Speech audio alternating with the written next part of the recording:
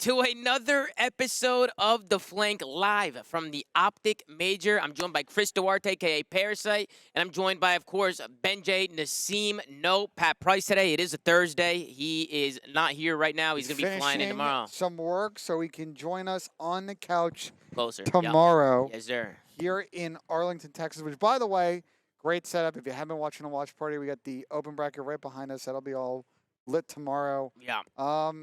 How's your day been? Oh, well, we were talking about the couches, right? Yeah, no, dude, long day today. I mean, first coming into the day, early today, man, we actually didn't have a coffee table or couches or anything, bro. We were supposed to get all that stuff early on, but we just were having some problems with the company that we ordered from.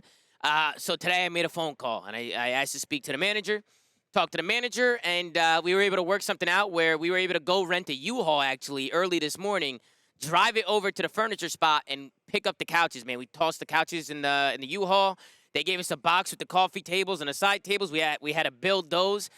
So a little bit of a hectic morning, but you guys know we got it done, and we had a good watch party today, and we're about to have a great show, man. I mean, Chris, how are you feeling, man? We actually got open bracket behind us. This is your realm. You're gonna be here tomorrow. This is gonna be nice. I'll be able to actually be here for the watch parties a little bit more. Dude. Boston was a little sketch with how separated the two setups were, but yeah, man, I'm excited. The weekend's already started off, and it's been a fun one. We've got to see a lot of the top teams play each other, and Yep. you know, some of these top teams are looking a lot better than some of the other ones. let me tell Yeah, you. dude. I mean, it's a different ball game now, right? We're on land. There's no sound equalization. People Bless. can't really sound whore that much. For those of you that don't know, on stage, the players get pumped with a lot of white noise. It's been like that for years. It's a lot harder to sound whore on land, and then on top of that, on the PCs here, they have the sound equalization disabled as well. So definitely a different game watching on land for sure. And it was a lot of fun to watch, man. I mean, we had a lot of great series.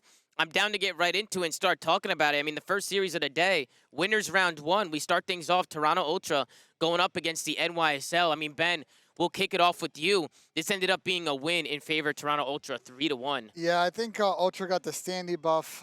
New York did a pretty good job. It was a mixy map one. Went all the way down to like a stupid P1. And you guys probably remember the FaZe Optic series from Sunday. And it was one of those where just spawns were coming in left, right, and center. And New York took advantage of that. And then Standy tweeted some BS on Twitter.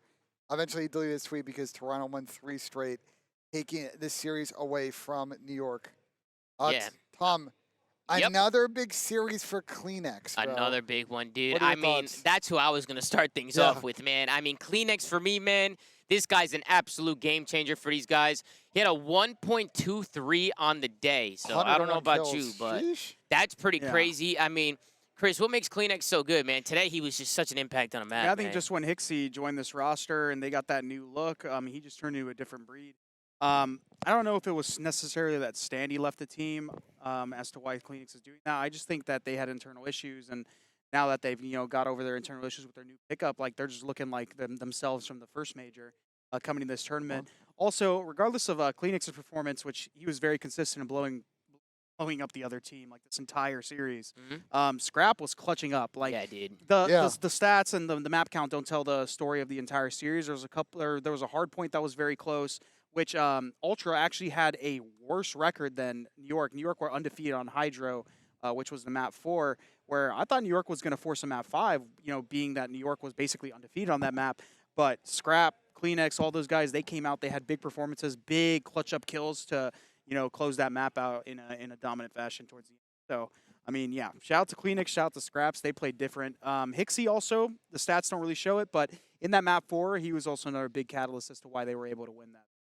Straighten your they mic just out, came Chris. out. Straighten it out, yeah, so they can hear you better. Sorry. Yeah. No, They you're just good. came out and they took care of business, man. I thought New York was going to force this map 5, but yeah, Toronto was able to clutch up. Yeah, no, they did a great job today. I mean, I don't know what's really going on with the New York subliners right now. They haven't really looked like themselves. I feel like when you watch them play, they have that aggression. First of all, huge shout out to Whole Shit for hopping on, bro. It's a pleasure, man. Welcome to the Flank. Thank you for hopping on, Our man. guy, You're filling in Alan, for bro. Pat. You're casting challenges this weekend, right? Yes, sir. All 3 days, dude. We haven't had a 3-day Challengers broadcast since like Black Ops 4. Yeah, it's gonna be cool, bro. Challenges is always a vibe, man. It's gonna be Especially because nuts. it's right behind right us. behind Like, us. yeah, it's Yeah. gonna be Future loud. Station's right there. Doug's gonna be flexing. There's a camera right there. Wait, so it's 3 We're in days. the- You're we're in- casting tomorrow we're in too. the- Oh, let's Yeah, go. 3 days. We're in the down the line shot, bro. The And way there's the 2 camera's set up. stations featured. We have 2 featured Oh, this is stations. a We'll W. have observers for both. Okay. We'll have look-ins going on all day long. That's actually cameras so are better. That's awesome. nice. It's gonna be sick. Yeah, but let's get back into the match. Yeah, start things off. We start things off on a hotel hardpoint. That's actually where NYSL was able to clutch up. It started with Kismet. It started with the Bulldog. He was going absolutely Yeah, nuts. they started off with a big lead, but Toronto ended up, catching fire, Yeah. which ended up Mhm. carrying on to the rest of the series. But they made it really close towards the end, and New York was able to pull it out. But to touch on what you said, New York hasn't looked as good as they did, prior. I think a lot of it just comes down to I think Priesta and Skies. I think their AR players statistically have not been putting up like the performances that they did in the first stage. In the Right. first stage, Priesta was looking like a different beast, and then Skies also had a ridiculous major. So I mean, obviously, it's hard to get that consistency where you're going to look as dominant as they did in Major 1. But I think obviously I think Hydra and Kismet are performing up to their standards. I think Caesar and Priesta, they both need to step it up a little bit if they're going to be able to get over these top teams because. They weren't playing a bad team. Like we've always said, Toronto, at least the way they've been playing online, they're a top 4 team. So Yep. they're matching up against another top 4 team, and they just got the better of them this time. It feels like a speed difference. Like Yeah. in rotation of hardpoints in particular, like New York in their first major, I thought was playing really quick comparatively to the league.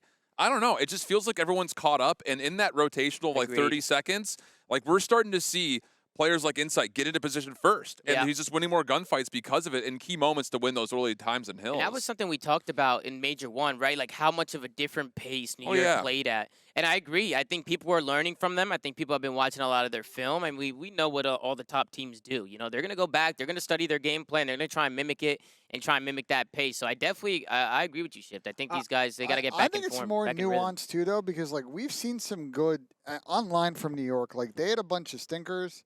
They had a bunch of good series. They played well against Florida, bad against Toronto online, played great against Optic, poor against Seattle. So I feel like the last couple of weeks they've been in this weird funk where they're like very day to day, especially on their spacing and hard point. I think they just got to find that kind of consistency. I think they're going to have a decent losers bracket run, and we'll talk about that at the end of the show. But I think Kind of regardless of monitor. whatever you can say about these teams, like in general, like when it comes to this point in the year, I think we've hit this point quicker this year just because I think the nature of the game. I agree. Respawn in this game is gonna always be closer against the top teams.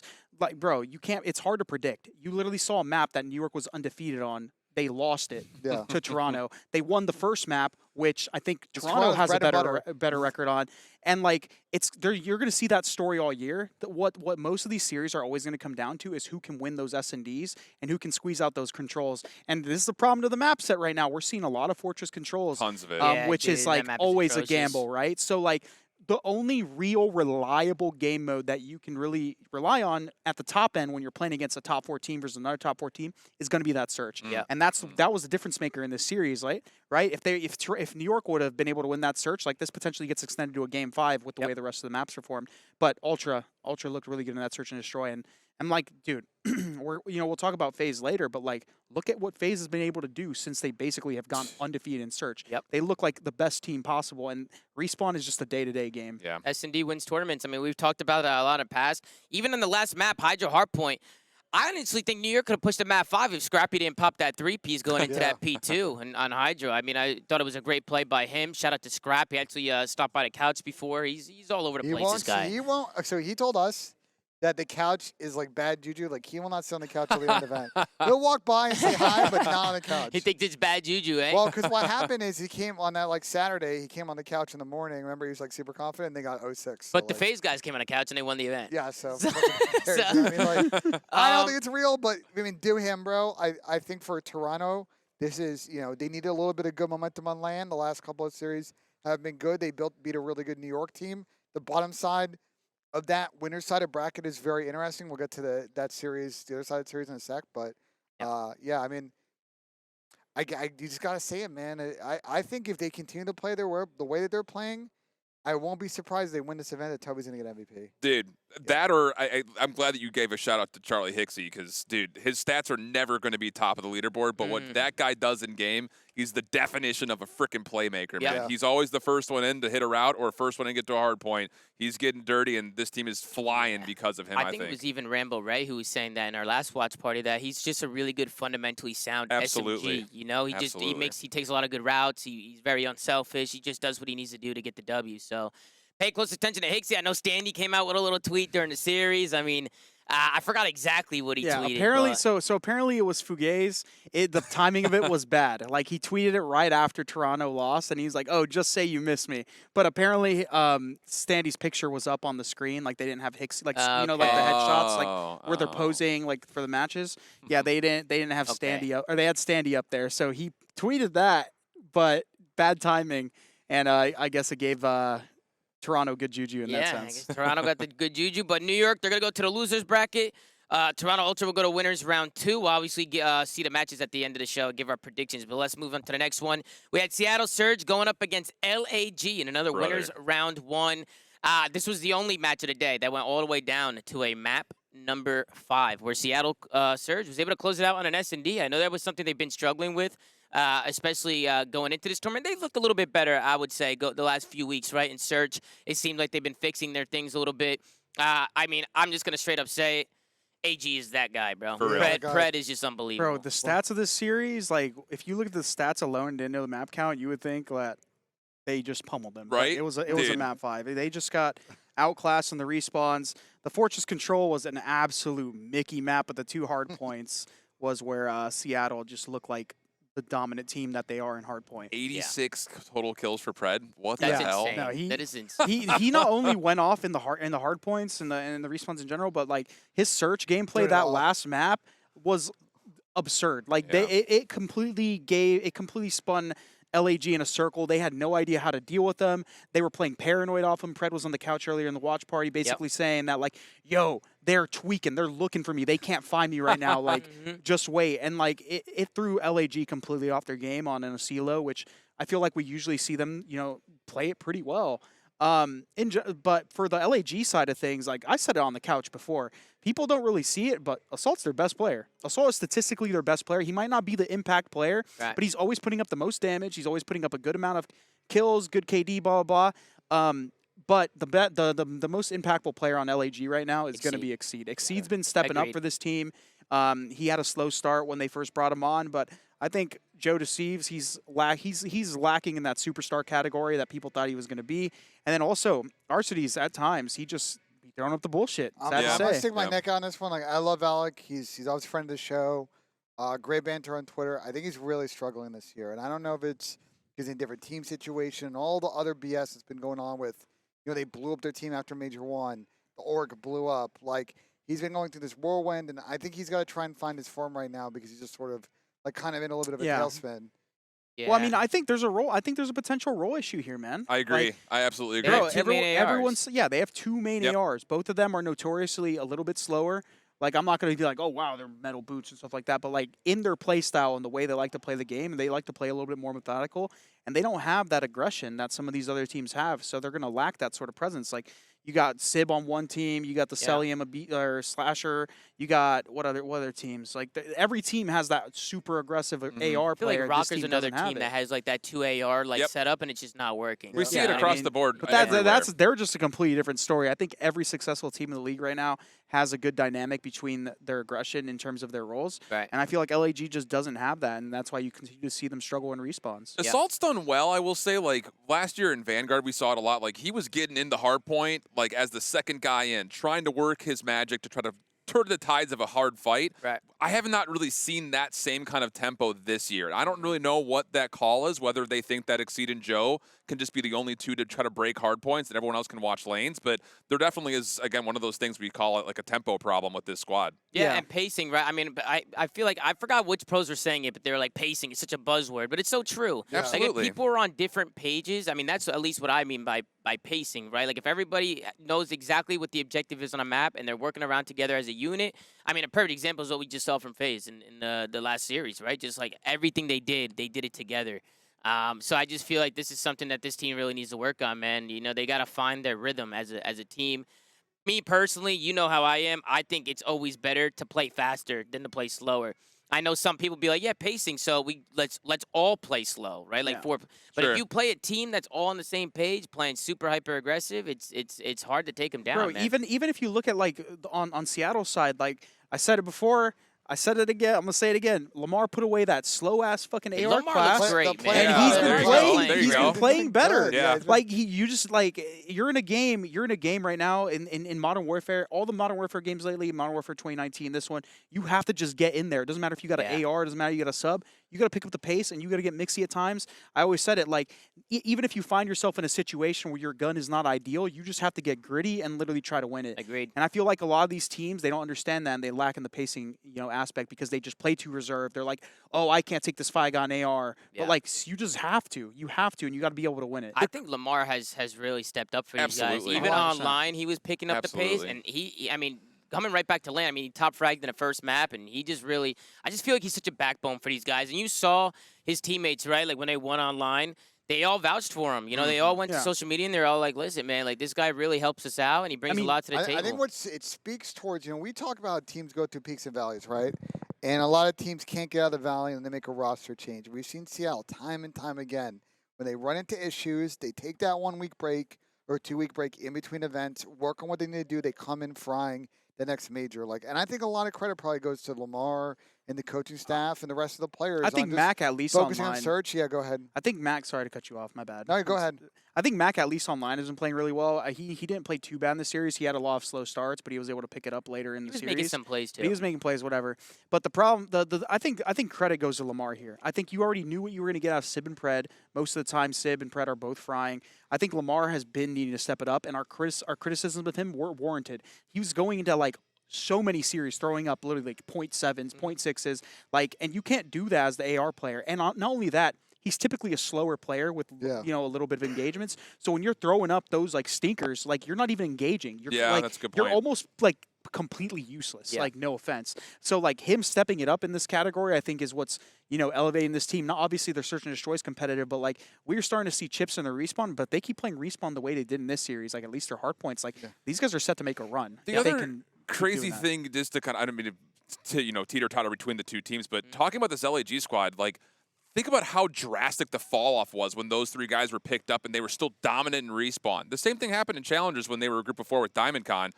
But talking to Exceed when he was walking out from the back, they've only been focusing on search and control. And that may be leading towards them naturally slowing down a little bit more, trying to play a little bit more methodical and clinical. But those scrappy engagements that we saw in their first qualifier as a roster are not there anymore. Right. And that's another huge, I think, issue for they're LAG. 2-9 in hard point this split, which is just not going to cut Yeah, it. which is wild since And- stage 2. and we It's say- interesting that they told you that they were focusing on Search and control. search and control. And Yeah. listen, and to be fair, like this went out to a round 10 last map. Like That's true. they win that last round, play a Yeah. little bit better. Like they would have gone to round 11, and who knows what happens on that. Like I'm just Pred listen, went crazy in that last. Pred went match. cra- He listen, went nuts. This series played as we expected. It was a mixy winners bracket round one match. Sometimes these ones go to game 5. Thought Seattle was the way better team, but LAG won that control and grabbed another map. So yeah, I think not too much to hate if you're LAG. I think if they keep playing this way, I think they're going to be set and make a little bit of a run here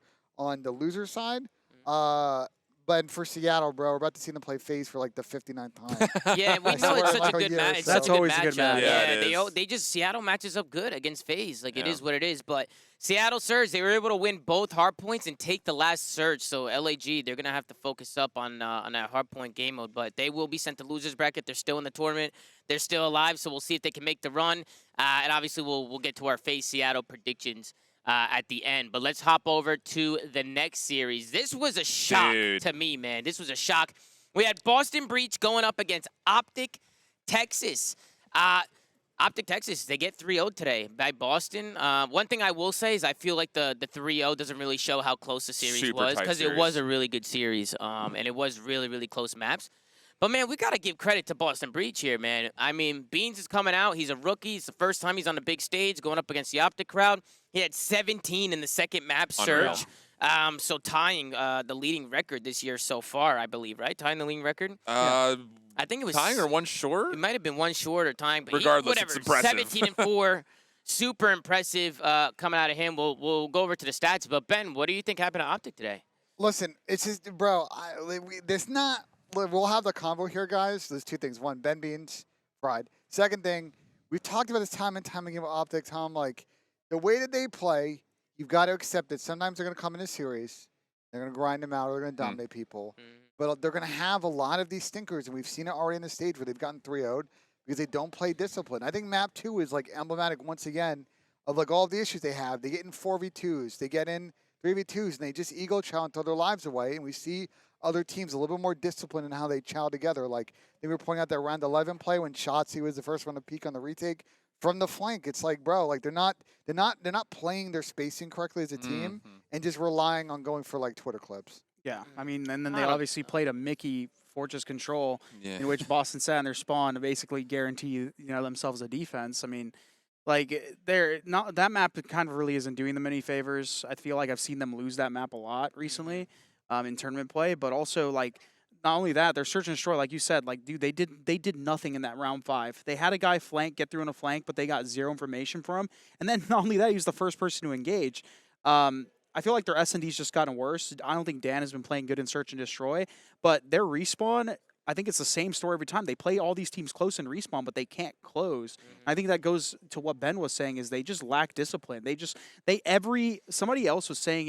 Somebody was saying it during the watch party where it's like, whenever they play Optic, I think it was Damon, he's like, yo, whenever you play Optic, does it feel like the map's chaotic? And like, I feel like it is. Like every time you watch Optic play in Hardpoint, like unless they're dominating the kills, which obviously looking at the stats, they clearly were not.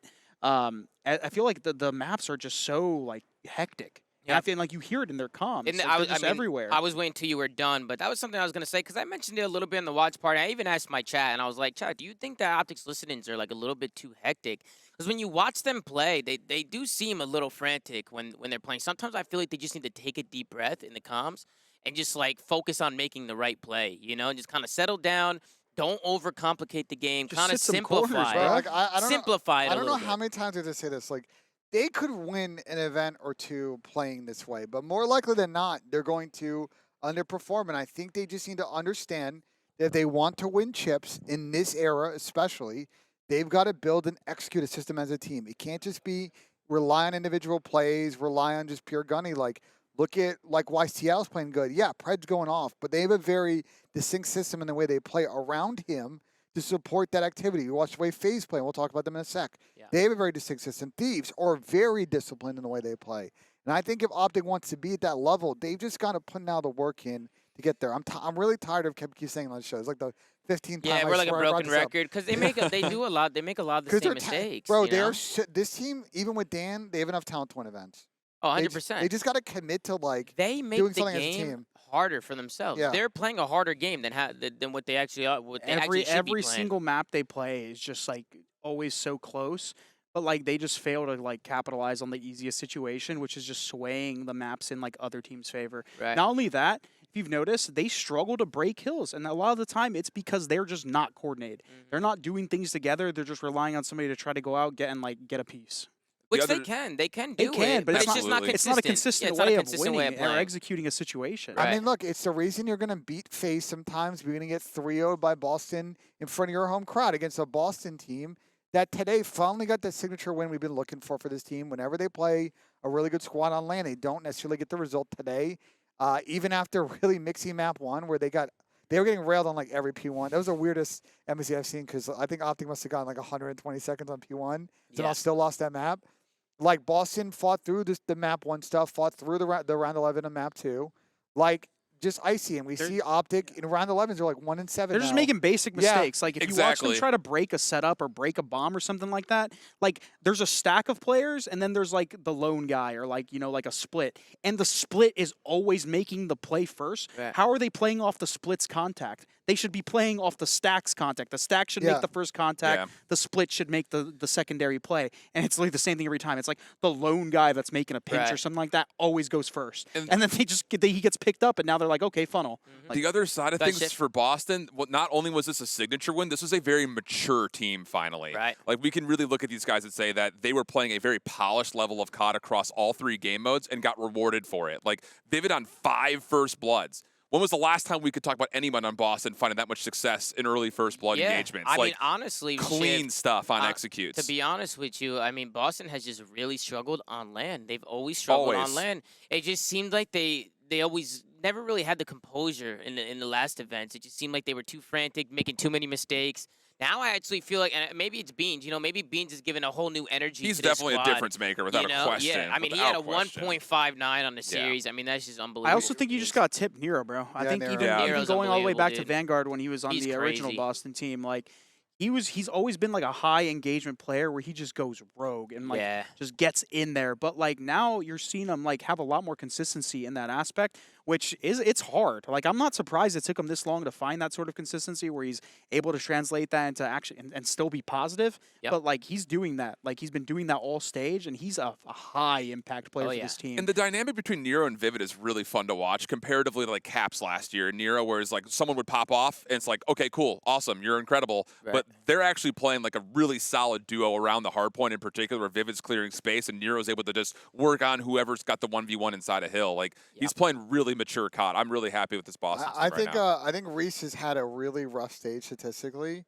but they've had a very easy stage from a results standpoint. So, but it's also easy. Listen, statistically, Reese has had a bad stage. That's what I'm saying. But they've been pretty clean. Like he is a really easy player to play around. I feel like he makes his teammates' jobs a lot easier. I mean, people can look at the stats all they want and see him dropping 0.8s and 0.9s.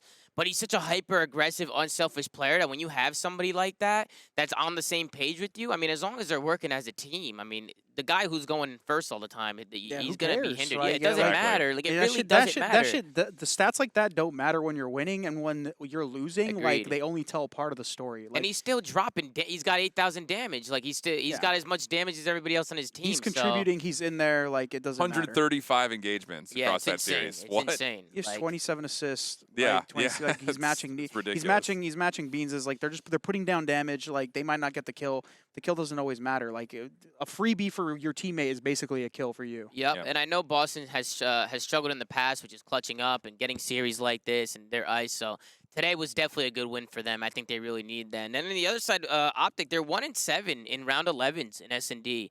I definitely feel like that's an issue, man. I mean, in those round 11s, you need to be. I feel like there should always be like a bread and butter strat or just something that. Is that with Dan or is that with everyone? I think that's with everyone. Season. That's the whole season. Okay, yeah. So if anyone wants to pick out that narrative, that's just Dan. Like they can. Yeah. No, it's not just Dan. I just feel like in the round 11s, I mean, even today, I felt like they played a little bit too passive. I don't want to say scared because I don't think they're scared. I don't think these players are the type of players to get scared. You know what's crazy? I've seen them make the same play they did in that Asilo is the same play they've made on maps like Fortress where they just blind flank. Yeah. They're playing off zero information.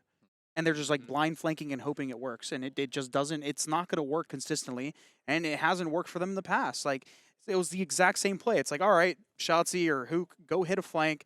Either you're going to run to a wall or you're going to find nothing, but we also have nothing for you. And like, yeah, it's just, they just play so inconsistent Call of Duty. And then, of course, we go into And by the way, one more thought before we go to the next series.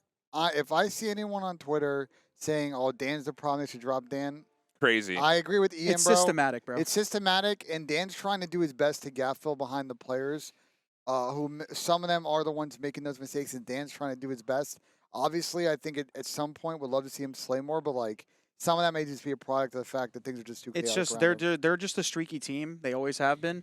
I think they obviously got a top 4, and they're not out of the tournament, so we don't know what they're going to place yet. But they got a top 4 last tournament, and that was with literally Brandon or Dashy literally breaking records. Dashy just went being crazy. him. Big So like, boozy. obviously, if somebody's playing at that level, like it's going to elevate everybody to perform and probably have a tournament run. And their issue is this. So they're going to play London tomorrow. They probably should win that. Should win that. And then they're going to play their New York or Florida, and we know their history on landing against Florida. Yeah. But I think if they can beat New York, I think the momentum from that might be interesting. So losers bracket is gonna be a wild. tough losers we'll take a look bracket at Yeah, it. it in a is. sec. Yeah, it's tough. And of course, it ended on a Fortress control. Map is absolutely horrible. Can't believe it's still in the game. For people camping around for us, though, I think mean, they're- people are camping on their offenses just because they don't want to give up kills or give up anything. This day of Call of Duty alone should be enough to finally push it over the edge. Because agree. the rounds that you're watching are just disgusting. People are actually just doing nothing on their spawn because they know they have a guaranteed defense next round. Like, that's unacceptable, bro. Yep. Let's hop into the last and final series. I mean, Jesus this is a Christ. series Dude, right? that I don't think we're going to spend much time on, to be honest. I mean, this was like a 30-minute series. This was a DoorDash challenge from Atlanta FaZe. I mean, I don't know what happened at LA Thieves today. I think it was more just FaZe being on point. They just looked like that old FaZe where they just like headbutt people and just run at Bro, people and Slasher bully literally them. kicked his feet up and opened a can of Ghost Energy Dude, and was someone, just someone posted Say a the funny same thing, thread on bro. Reddit. There's a funny Fernando Alonso meme where he crashed out of a race and was just like sitting in like a folding chair with like people racing behind him. Mhm. That's what Austin was doing today because. Listen, like I just don't know how you beat this FaZe team when the Tiny Terrorists play the way they did today. Yeah. 1.4, 6,400 damage from a BZ. What the hell is that? I And his just- first bloods, he continues to just find first bloods. I mean, you said he had Jesus. 81 first bloods on the year, or He's somewhere in the 80s now. and the second highest is what 59 Yeah, or no, something it's like not that's just close. Bro, insane. he had damn near 7K damage. 7K damage is something that like some people throw up an entire best of 5 Exactly. going round 11. We could Not probably round go back 11, through all the but map rest of the 5. stats and he'd be close to Yeah, 3 like, maps of some of the game 4, game that 5. is so absurd. Yeah. Like they were just on point. Obviously, Cell obviously had a 1.6 as well. Like I don't even know what to talk about this series. They just steamrolled them. If anything, we can just touch on the vetoes a little bit. Thieves, I think, are just running out of options I agree. when Yeah, it they comes are. to playing On Search, this- especially. this Embassy FaZe team. search. What are we doing? It's like, but the Thieves can't win a CeeLos. Okay, so look, I think FaZe definitely probably FaZe is had good at LSU. FaZe definitely had a chip on their shoulder going to this match because I think they were pissed they lost against Thieves in 3 respawns and they took a Search. And Thieves gambled. They said, okay, in this series we're going to get rid of a CeeLo because we've lost them a million times on the map, and we're going to try Embassy. And the map one was pretty mixy. That Mercado hardpoint, I think FaZe made a lot of mistakes. Thieves made a lot of mistakes. It was a really ugly Mercado that Thieves probably should have won. Yep. And then map 2, they just had no momentum. FaZe No. was just running at them on Embassy. But we haven't seen FaZe play that map in a while. I don't think they played it at all. This stage, it keeps getting banned against them, and they just 6-0'd Thieves. Sam dropping a donut like. I think if I don't teams want to get better, if teams want to be good against this FaZe team, they pretty much auto veto Hotel. You have to get good at either like Mercado or Fortress because you're guaranteed to play either in an Embassy or in a CeeLo. So you have to hope that not only one, you extend the series, but 2, you have to get good at one of those other maps because they're just auto not going to play that Hotel, and they're just absurdly good at a CeeLo or Embassy. Pick your poison. Seattle might be the one team that might actually get in trouble on a CeeLo just because we see the plays that like Pred makes. Like they have the ability to go rogue Seattle's Yeah. always matched up and, good and play against those FaZe. outer lanes well. But I think for Thieves, Turtle just sent me a stat. My guy Turtle just sent me a stat that FaZe is 5-1 S&D versus LA Thieves this year, 35-18 now in round count. So they just. Holy smokes. I know the hard points are a little bit offside. I think FaZe is now like 1-4 in hard points against them, but they're like Thieves are they're gonna like 4-0 in or 4-3-1 Yeah. in controls against Thieves. So Thieves are gonna have to get good at like Fortress or like Mercado Yeah. Search to play them to beat them in Search. Obviously, it's not, who's to say like they can't like come up and play another CeeLo because they're obviously good at it too and maybe beat them at some point. But I'm saying statistically, they have to get good at one of their off maps. This whole square up meta they had in Search has not been working. well, out for them statistically, at they got to all. also win some 4v3 rounds, bro. Like Yeah. they had 3. True. They lost 6-0 in the Search, and they got first blood in 3 of those and lost those rounds. Like. Yep. I'm pretty Like- sure statistically they are one of the, if not the worst team in playing with advantage situations. I mean, Search. even in it's the same- Vanguard, they had that problem in Vanguard Yep. like early on, but they fixed that problem as the year went on in Vanguard. They fixed that. But it's back again. I mean, we've seen it time and time again in this stage, especially that like they get these 4v3s, they get these 4v2s, they can't close out the rounds. And at this level, you just can't give people free rounds in Search. Especially No. versus FaZe, dude. I mean, I called it when I was sitting here on the couch with Damon, and I was like, "Yo, Damon, look at this. Thieves is in the Thieves are in the non-tradables." Right. And guess what? Simp dives out the window, isolates the player on the Dude, mid for box. real. They push out, they Yeah. isolate the player on the vans, and then it's a 2v1. And I'm just like, bro, get together, put yourself in tradable positions. Draza explodes on the map at the beginning with a 2-piece. And then, although he almost tags up and gets both kills, he's just not in a tradable position. Nobody's helping him at Yep. all. get together, suffocate the FaZe team when you have an advantage on them. A lot of people, they give these guys too much like space. They give them too much respect. They're like, oh, dude, it's FaZe. Like, don't scam. But then they're just like, they're playing so scared. Right. Like, I mean, Thieves, at least for me, I feel like Thieves has always been that team that has good teamwork, has good comms, but they're falling into their old tendencies, you know, and they're just going to have to try and reevaluate, go back. I mean, obviously, they're not out of the tournament, right? This is a team that can 100% make a run through losers, but they definitely had an off day today. I mean, even looking at the stats, like, they were just all getting worked. They couldn't get kills. Droz are dropping 28 They kills. were not not fighting right. And back. that's like Droz is an incredible player. Yeah. That's very unlike him. The offensive side of that hotel control, when you nearly got full capture on B, nearly turned it around to get full capture on A, and you're letting people 3-piece you on the control zone, that is inexcusable. Yeah. Like, you gotta get a trade. Simp and Abizi were actually just running at them. Exactly. You were pointing out on the couch,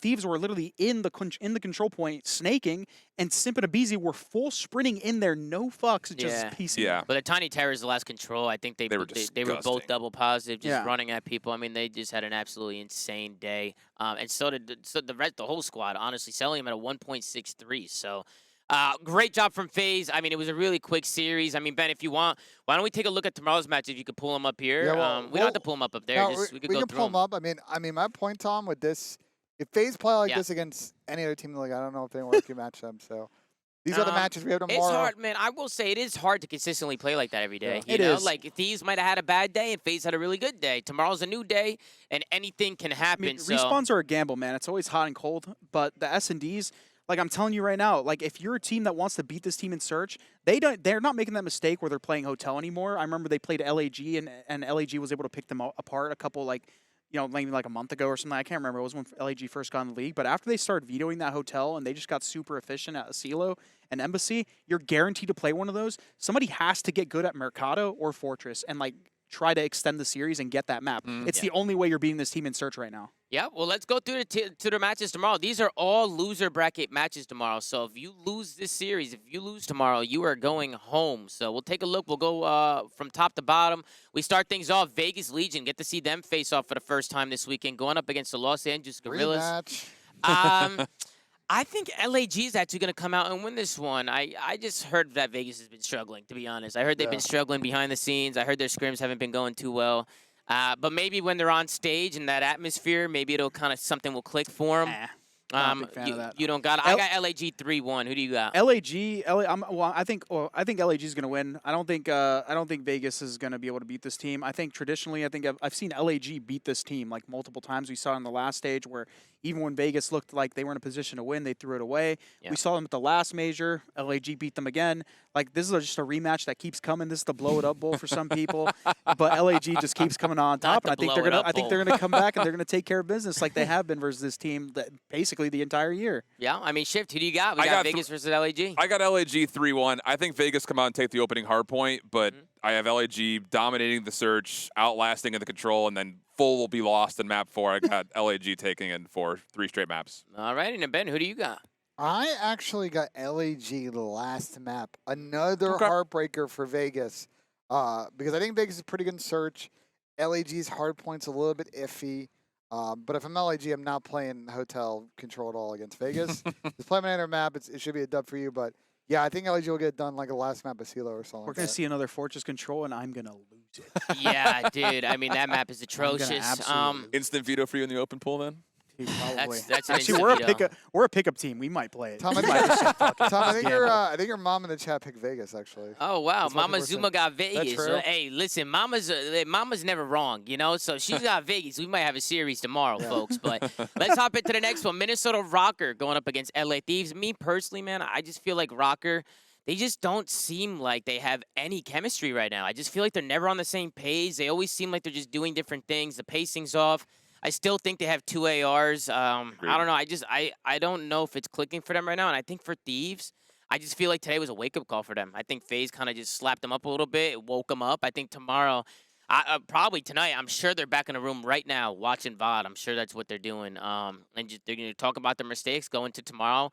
It's a new day. So I'm personally going to go with LA in this one. I'll go LA 3-1. I can see Rocker taking a map, maybe like a search or something, but I'll go with LA Thieves 3-1. Ben, who do you got? We'll start with you on this one. This is a DoorDash challenge series for LA Thieves. I Wow. think Going 3-0. this is a team that's gonna be pissed after today, and they play second match, and I think they're going to absolutely kick Minnesota out of the venue. I expect a big bounce back from Thieves 3-0. All right, Shift, who do you got? 3-0 Thieves. I was going to say almost the exact same thing. This is the definition of a regain series here for Thieves. They were competitive today, made a couple of bad mistakes, but like you mentioned, you go, you watch it, you learn off of it. Learn. This is going to be a casual series, I think. Yeah, Chris, who do you I got? got Thieves as well, same as you guys. I think if Minnesota come in and fight back in this series, I think it's going to be a surprise to everyone because they gave us nothing Yeah, in the online stages. yeah. And then obviously we have Optic Texas going up against the London Royal Ravens. London's another team that just Ugh. seems discombobulated, man. Yeah. I just feel like there's no rhythm there. There's just no chemistry, no teamwork. I mean, these guys, I doubt something has clicked from last weekend to now. I mean, watching them play, I just feel like this was a team I thought needed to change, and they never did. They had the opportunity to do it, and the organization, they bit their tongue and didn't make any changes. So They have looked competitive in their matches. They haven't been able to but it's take also series, just certain but- players just taking over, kind Yeah, of like individuals, exactly. like individual players just having crazy maps and they're able to squeak Yeah. by, But they're gonna have to bring some teamwork if they're gonna want to make a run in this tournament. And they are going up against Optic Texas. They're another team, right? That's really chaotic and really hectic, but we know what Optic brings to the table in terms of talent. So I'm gonna have to go with Optic in this one. I'm gonna go Optic 3-1. I went with Optic today. They struggled today, but I think tomorrow is a new day. Obviously, I'll go 3-1 Optic in this one. What do you got, Ben? I got Optic 3-1 because I'm looking at London's map records, and I can see them getting like a Fortress Hardpoint in this series, and I think they might be able to grab that one. If Optic take Team B. So we'll see, but I can't pick London like the last map. I would be mind blown if Optic lost to London. That would be a huge, devastating loss for them. Be a big win for London. I expect it would be a game maybe changer win for maybe London. like a confidence It'd be boost a or something. huge game changer You know. for them, and would massively like mix up the bottom side of his bracket. But I think Optic's gonna get it done 3-1. And let me also just add, London have good players. You Sure. know, it's just not as a team. It's just not clicking for them. Maybe they need a series like this to just pop off and get an upset over Optic. But we'll see what happens. Chris, we'll go to you. Who do you think? What do you got? Yeah, I just don't think there's a way Ravens should win this series. But at the end of the day, I don't know how compromised this Optic Texas team is going to be after their devastating loss today. But I mean, I still think Optic should win this. Am I scared for Optic? A little bit. Not gonna lie. Mm-hmm. Just worried about mistakes, right? Yeah, Like, I if they mean, it's just keep like it's making hard. mistakes, It's so like- hard to watch them. Like Mm. they just have such better players than the results they get and the way they play these series, and it just irritates me. I guess. Yep, Shift, who do you got? I just feel like this Ravens team, like, this is such an artificial statement, but like, they lack heart. Mm. There's this. It feels like there's just not that same level of passion that this team had at moments throughout last year. And I don't know, man. It's just they feel so flat watching them on the map at times. And even though they have a couple of individual pop-offs, it's just not there. I'm gonna go Optic 3-0. That's Yeah. well said. Well said. We'll see. We'll see what happens. I honestly agree with the passion thing. I agree with that. There's something And about it, stuff man. like that matters, man. Like when you have people on your Absolutely. team that really want that and really want to win, I mean, it goes a long way in the gameplay. So that's a good point from Shift there. And then we got the New York Subliners going up against the Florida Mutineers. I'm not sure, man. This is going to be a tough one. I feel like Florida is such an up and down team. They made a new roster. They looked a little iffy early on. I feel like they had the talent, they have potential, but they are going up against a tough team, the New York Subliners. So trying to think about what I want to do here for this one. My predictions were god awful today, so I'm trying to actually get this one right. You I'm gonna throw, prob- you I'm gonna throw an probably- upset here? Or? No, I think I'm going to stick with New York. I just feel like after today, I just don't see New York throwing this one away. And I still think Paco's the best player in the game. I still think that guy's different. So Yeah. I'll go with New York, man. I'll go with New York 3-2. I could see it being a great series, but I could see New York squeezing by and taking the dub. And I think Florida might be going home.